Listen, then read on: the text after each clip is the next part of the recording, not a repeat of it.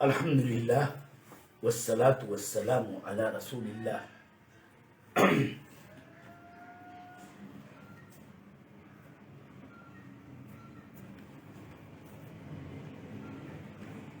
سلسلہ وعد و ارشاد کی گفتگو جاری ہے۔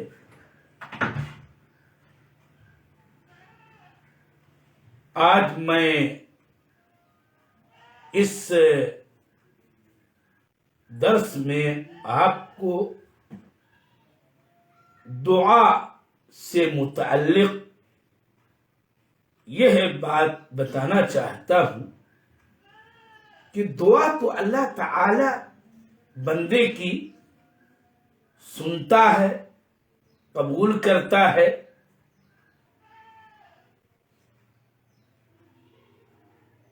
وہ تو سمیع قریب ہے ہی، وہی سننے والا، دعاؤں کو قبول کرنے والا ہے۔ لیکن اس کائنات میں تصرف اسی کا ہے، اوقات و ازمان و احوال سب اسی کے ہیں اور اسی کے زیر نگی اللہ تعالی ہی نے اور اس کے حکم سے اور اس کے علم سے اس کے رسول نے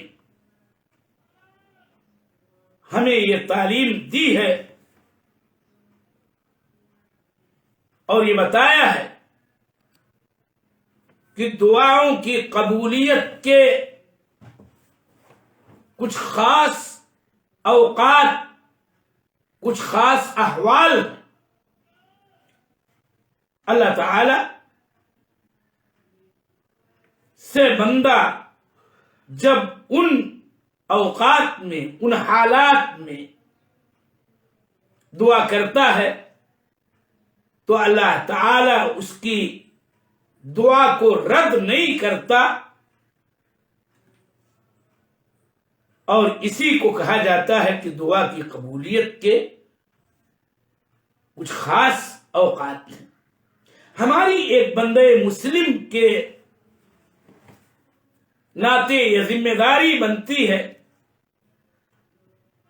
کہ ہم ان اوقات میں خصوصیت کے ساتھ اللہ تعالی سے دعا کریں۔ میں آج کے درس میں انہی اوقات و احوال کو آپ کے سامنے سرسری طور پر رکھنا چاہتا ہوں۔ کوئی خاص ترتیب نہیں،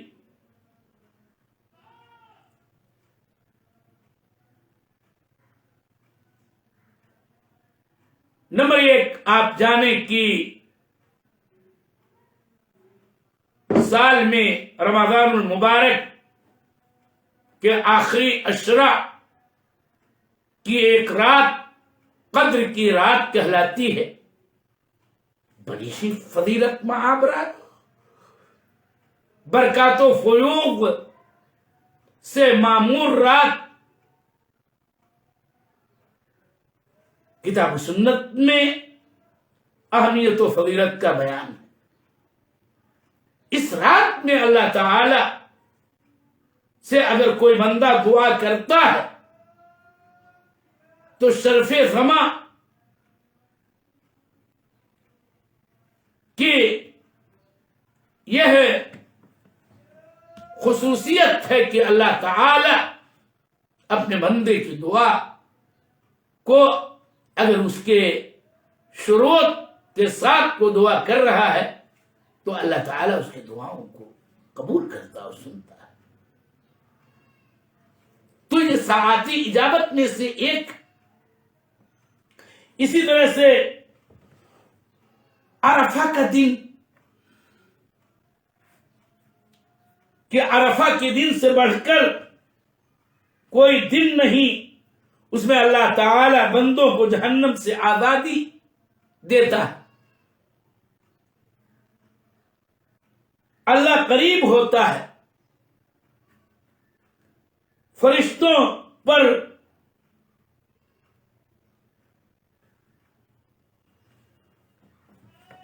ان کے سامنے بلکہ کہے کہ اہل عرفہ پر فخر و ناز کرتے ہوئے کہتا ہے کہ میرے ملائکہ بتاؤ کہ یہ لوگ کیا چاہتے ہیں. الی آخری صحیح مسلم کی روایت. تو دعائے عرفہ جبکہ حجاج کرام جو حج کے مناسک ادا کر رہے ہوتے ہیں اور حج کا اہم رکن ادا کرنے کے لیے عرفہ میں وقوف کیے ہوتے ہیں، اگر وہ عرفہ میں دوران وقوف اللہ تعالی سے اخلاص کے ساتھ دعا کریں، اللہ تعالی ان کی دعاؤں کو قبول کرتا ہے اور سنتا ہے.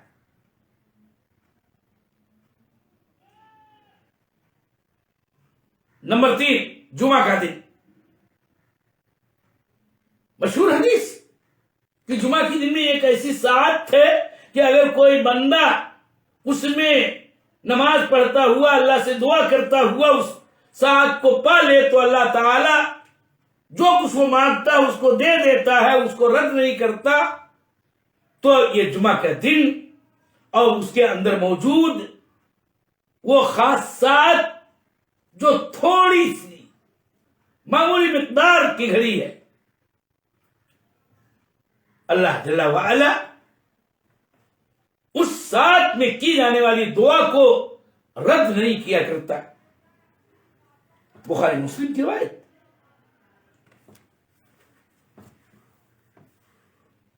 یہ میں آپ کو بتاؤں کہ بندوں کی بعض حالتیں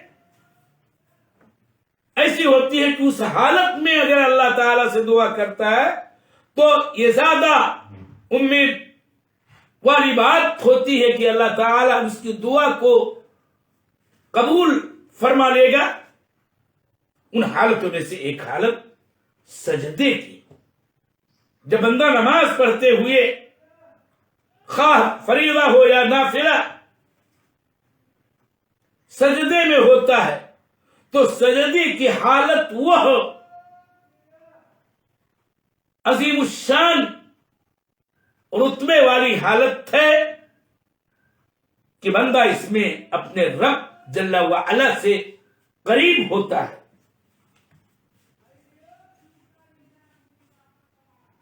اور اس قرب کا فائدہ بندے کو یہ ملتا ہے اور اس فائدے کو اٹھانا چاہیے کہ لائق ہے، مناسب ہے کہ وہ اللہ تعالی سے دعا کرے اس حالت میں کہ جس حالت میں وہ اللہ سے قریب ہے،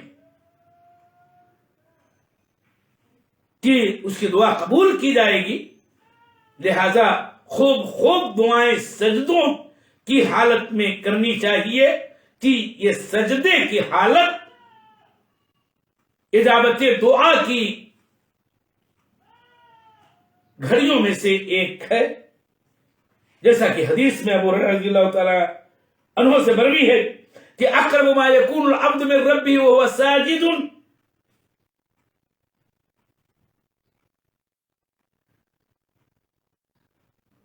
پوری حدیث کا ترجمہ آپ کے سامنے رکھ دیتا ہوں کہ سب سے زیادہ قریب بندہ اپنے رب جل وعلا سے سجدے کی حالت میں ہوتا ہے.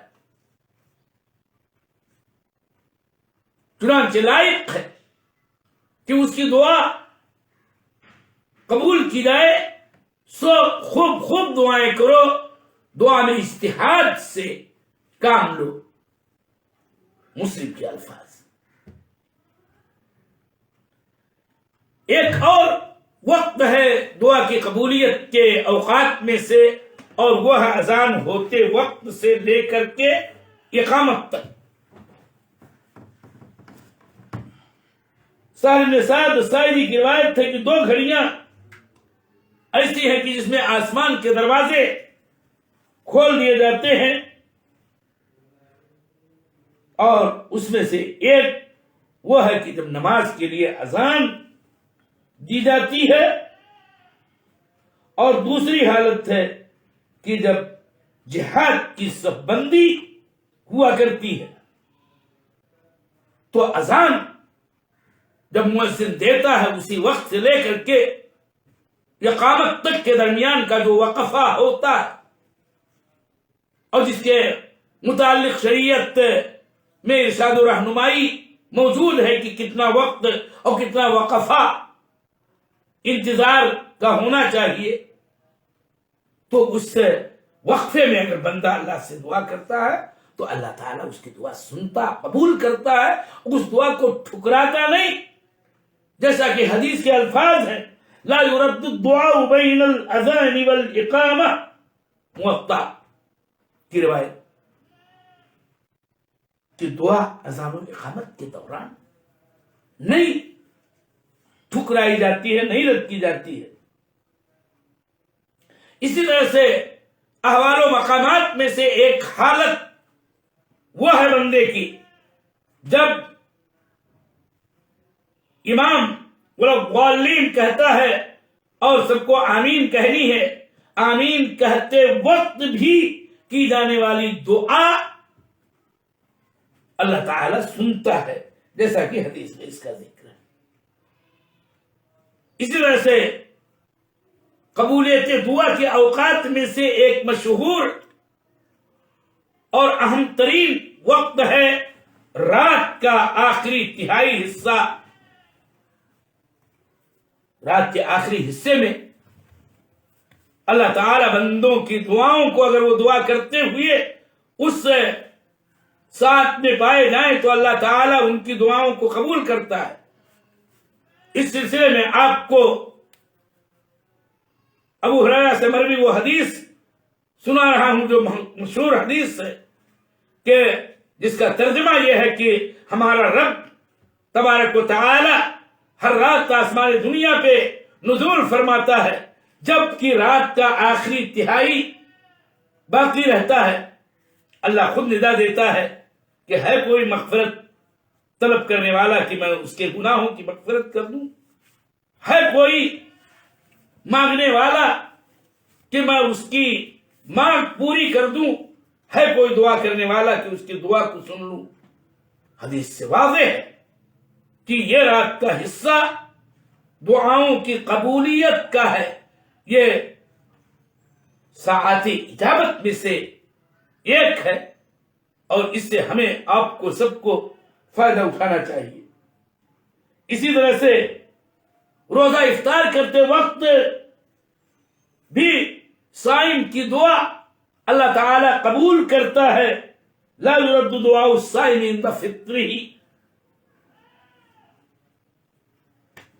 تلاوت قرآن ہو، درس قرآن ہو، درس حدیث ہو، ذکر و دعا کی مجالس ہوں، اور اس طرح سے یہ مجالس خیر جس میں قرآن کا مذاکرہ ہو، قرآن کا معارضہ اور مدارسہ ہو، دور ہو، خود بندہ تلاوت کر رہا ہو، کوئی تلاوت سن رہا ہو، غرض کی اس طرح کی خیر کی مجلسیں بھی ان احوال میں سے ایک حالت ہے کہ جن میں اگر کوئی بندہ اللہ تعالیٰ سے دعا کرتا ہے تو اللہ تعالیٰ ان کی دعاؤں کو سنتا اور قبول کرتا ہے۔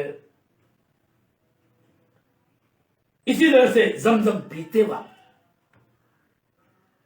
زمزم کا پانی جن خوش نصیبوں کو میسر ہو، چاہے وہ وہاں تک پہنچ رہے ہوں یا ان تک پانی کسی طرح سے اگر موجود پایا گیا ہے، تو زمزم پیتے وقت جو دعا اور جس نیت کے ساتھ انسان زمزم پیتا ہے اللہ تعالیٰ اس کی نیت و مراد کو پوری کرتا ہے اور اس کی دعا کو سنتا ہے۔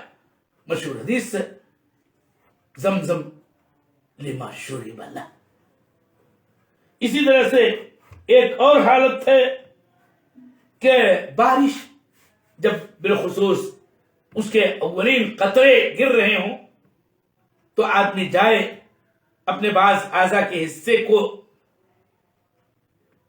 پانی کے قطروں سے بھگونے کی کوشش کرے اور بارش ہوتے وقت دعا کرے تو اللہ تعالی بارش کے نازل ہونے کے وقت کی جانے والی دعا کو بھی اللہ قبول کرتا ہے اور سنتا ہے۔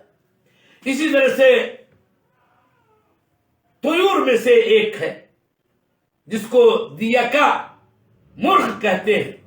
مرغ جب بانگ دیتا ہے تو وہ وقت اور وہ حالت ان احوال و اوقات میں سے ایک ہے کہ جس میں دعائیں اللہ تعالیٰ قبول کرتا ہے دعا کرنے والی کی۔ اسی لیے حدیث میں اللہ کے نبی نے کہا کہ اذا سمعتم صیاح الدیکۃ فاسألوا اللہ من فضلہ فإنہا رأت ملکا۔ جب مرغ کی بانگ سنو تو اللہ کا فضل مانگو، اس نے فرشتہ دیکھا ہے۔ اسی طرح سے ایک وقت اور بھی ہے کہ جب کفار و مشرکین اور مومنین کے درمیان قتال اور فوجیں باہم ایک دوسرے سے گتھم گتھا ہو جائیں تو ایسے وقت میں بھی کی جانے والی دعا اللہ تعالی قبول کرتا ہے۔ اور آخری ایک اور حالت اور وقت کا میں ذکر کر دوں کہ کسی بھی بندے کی جب روح نکالی جاتی ہے، نظر رواں کا جو عالم ہوتا ہے، اس وقت بھی کی جانے والی، کہی جانے والی، مانگی جانے والی دعاؤں کو اللہ تعالی سنتا ہے۔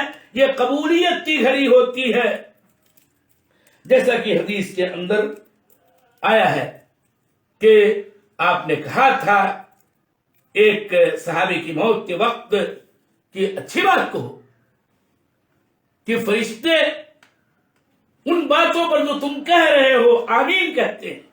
اسی لیے اگر کسی کی جان نکل رہی ہے تو اس وقت اس کے لیے رحمت کی، مغفرت کی دعا کرنی چاہیے اور بھلی بات بولنی چاہیے کہ یہ قبولیت کی گھڑی ہوتی ہے۔ تو یہ تمام اوقات و ازمان اور احوال و مقامات ہیں میرے دینی بھائیوں، جس میں اللہ تعالی دعاؤں کو سنتا اور قبول کرتا ہے۔